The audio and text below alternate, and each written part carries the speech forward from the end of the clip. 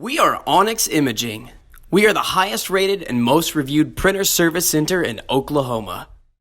Hey there YouTubers, it's your girl Brett over here at Onyx. Today I'm going to show you how to print a supply status page, and I'm working with an HP P2015. So first thing you want to do, there's a green button right here. You want to go ahead and click that, hold it down, and don't lift your finger up until you see the lights blinking. And then you let go. The printer should then print your supply status page. You can find useful information on these pages, such as your printer settings, your original install date of your cartridge, how many pages you've printed on it, and things like that. If you guys are in need of any supplies or quotes, give your girl Brett a call and have a great day. We are Onyx Imaging. We are the highest rated and most reviewed printer service center in Oklahoma.